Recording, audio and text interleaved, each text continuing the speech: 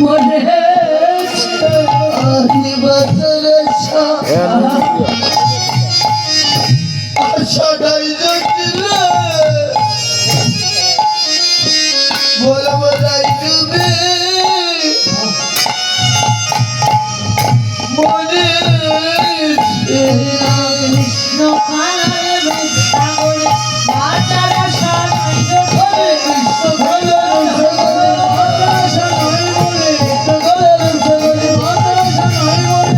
বলবো তাই তুমি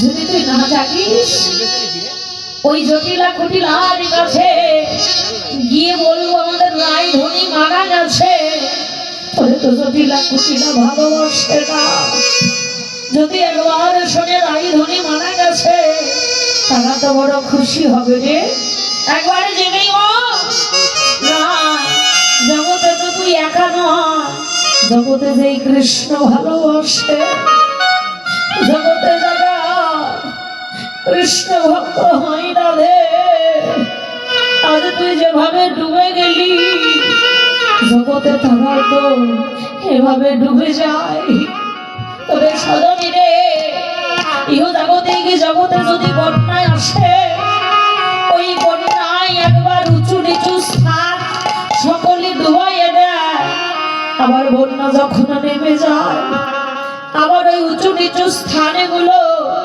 আবার জায়গার আশা থাকে কিন্তু নয় ধনী জগতে একবার যারা কৃষ্ণ নামে ডুবে যায় কৃষ্ণ প্রেমে ডুবে যায় ধনী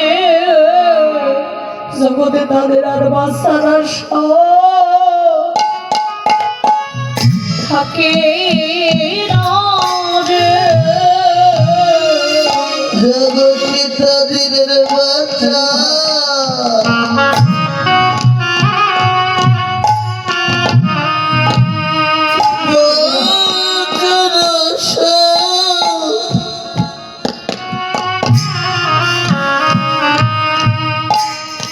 আশা থাকে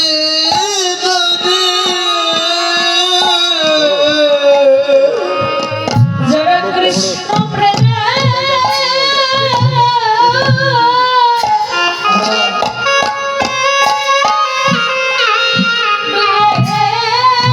যায় রে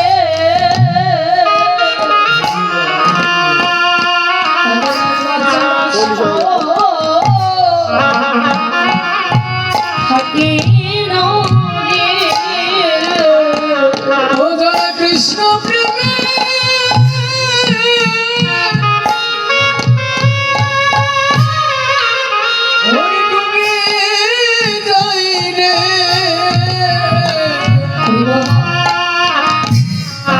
বাঁচার আশা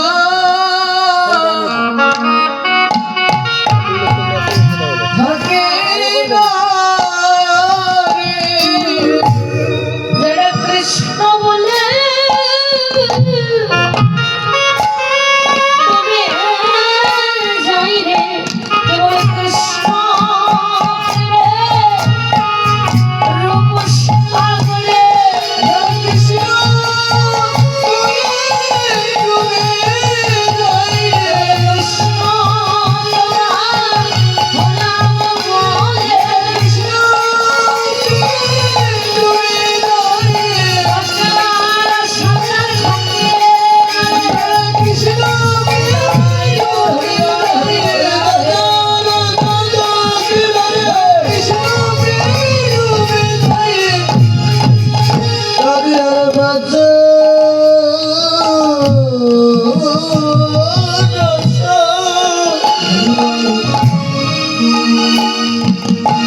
আশা থাকে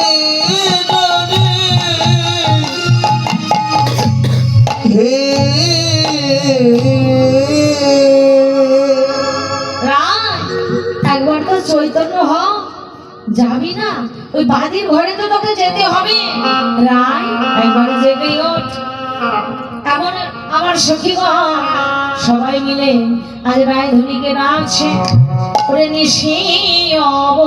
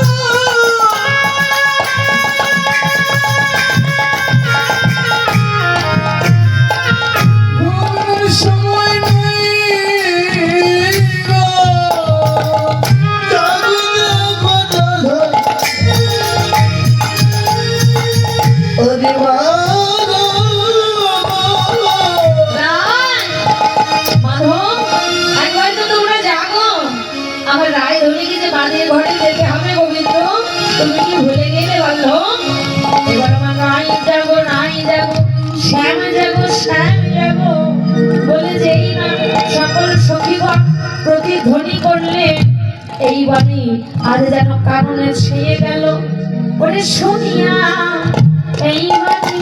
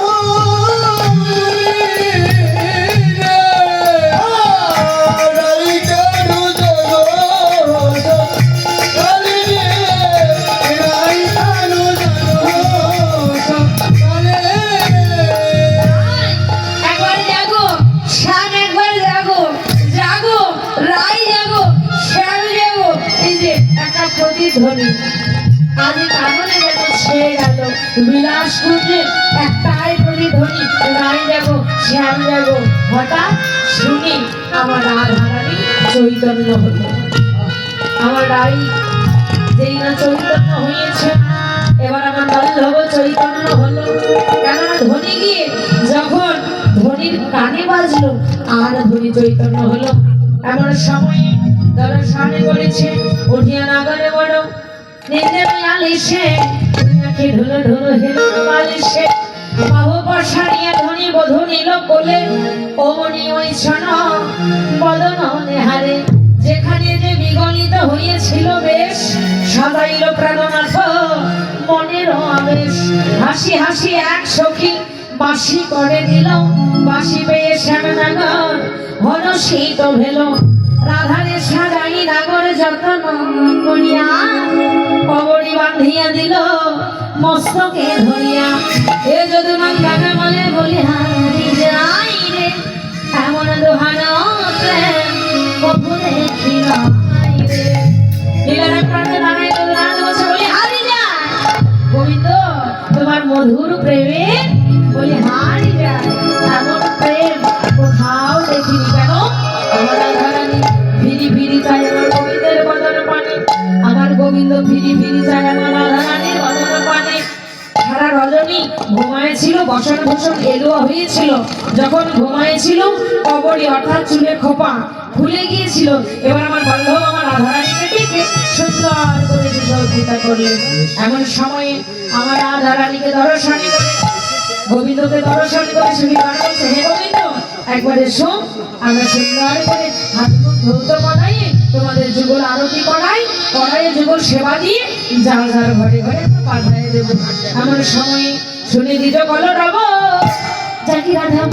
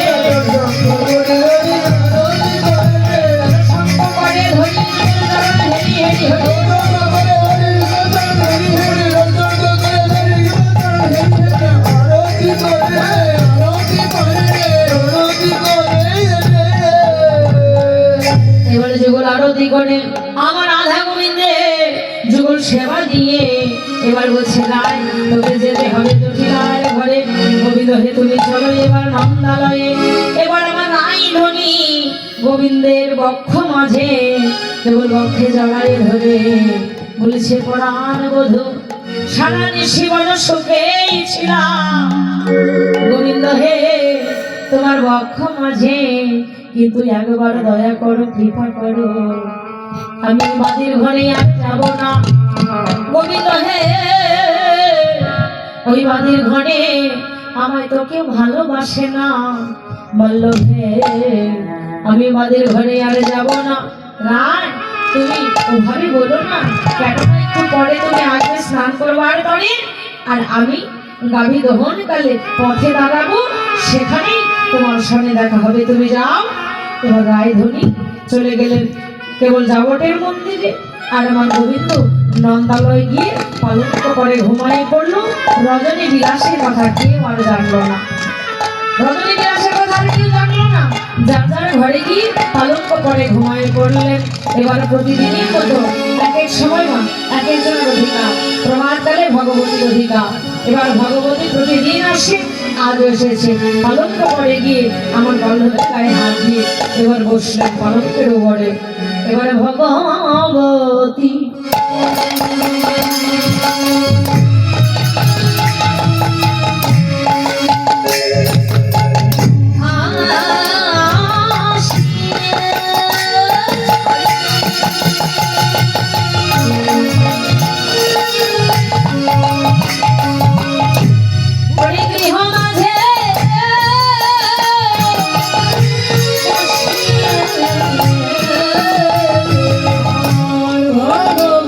ভগবতী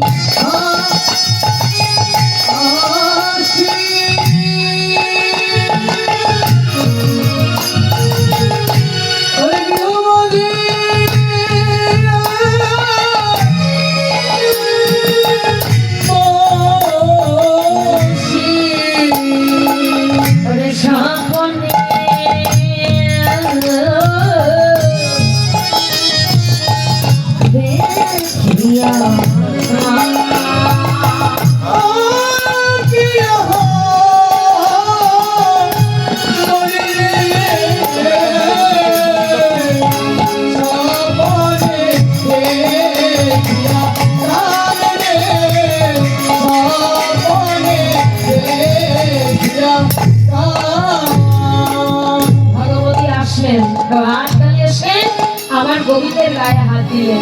ওমা, জগতে কেউ যদি চৈতন্য থেকে থেকে ঘুমায়, অনেক সময় দেখবেন অনেক বাচ্চার মধ্যে লক্ষ্য করা যায়, মা ডাকছে বাপরে একবার উঠে পড়, পড়তে হবে, মুখ ধৌত করে একবার পড়তে বস।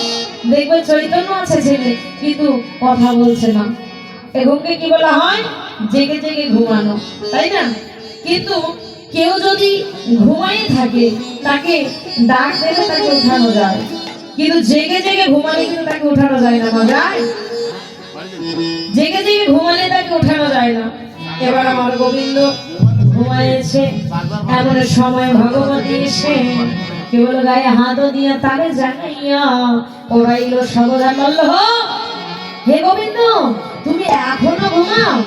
তুমি কি লক্ষ্য করলে না? বলল একবারে চেয়ে দেখো, বোধেনর পানে তারা দুগ্ধ ভরে ছোটাছুটি করছে, গাড়ি দহন করবে না?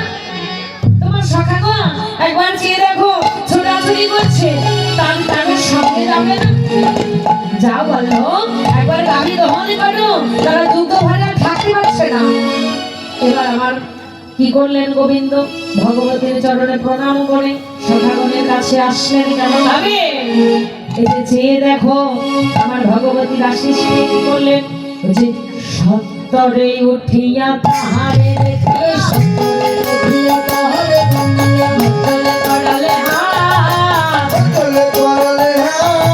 মনে কচালে হাত, আশিস পাইয়া বাহির হইয়া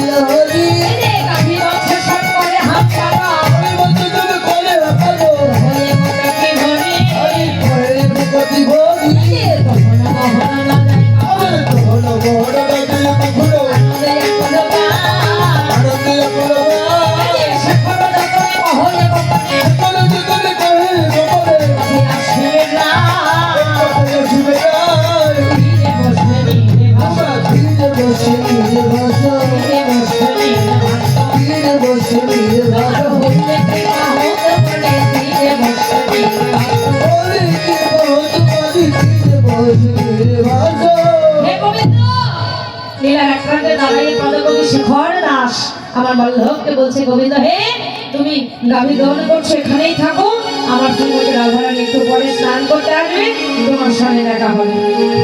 এবার আমার গোবিন্দ আমার ভগবতী চরণে প্রণাম করলেন, সখাগণের কাছে আসলেন, সখাগণ আবার মুখ ধৌত করালেন, হাত মুখ ধৌত করাই সখাগণের সঙ্গে এবার আমার গোবিন্দ গাভী দহন করছে। আর এদিকে আমার রাধারানী কেবল জগতের মন্দিরে পালঙ্ক করে ঘুমাই আছে। ললিতা, বিশাখা, চিত্রেন্দ্র, রেখা, চম্পকলতা, রঙ্গদেবী, তুঙ্গবিদ্যা ছাড়াও আমার রায়ধনীর 4 জন স্বতন্ত্রী সখী আছে। তারা হলো শ্যামলা, বিমলা, মঙ্গলা, অবলা।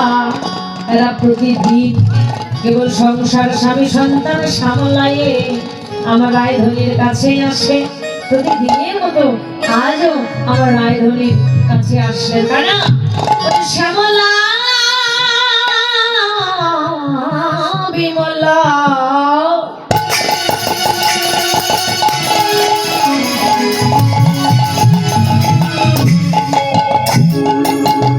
মঙ্গলায়া, বলা আইলা কাছে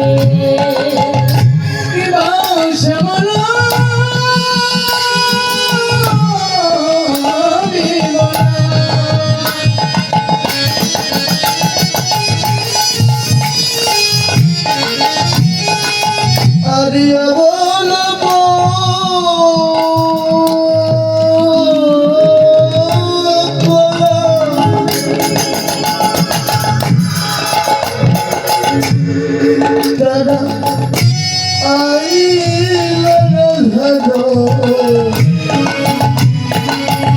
আছি ওরে যদি সাদা দুনিয়া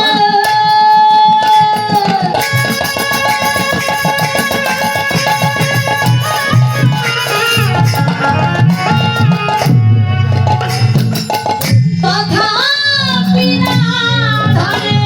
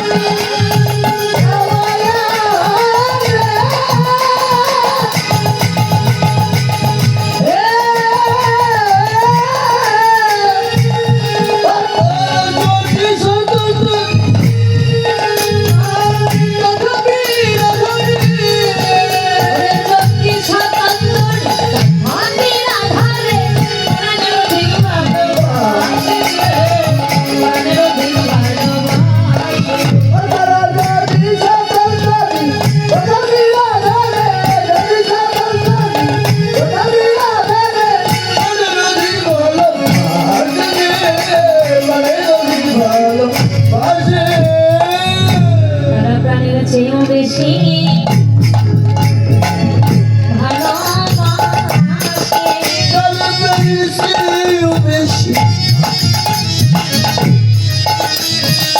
বেশি ভালোবাসে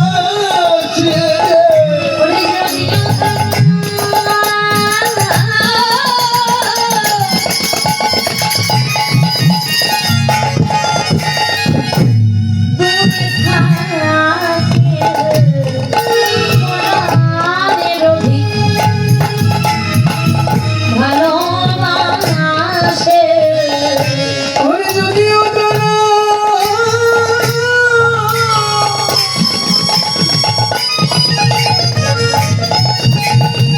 তাকে দূরে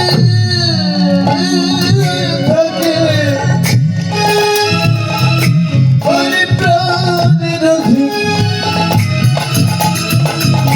অধিক ভালোবাসে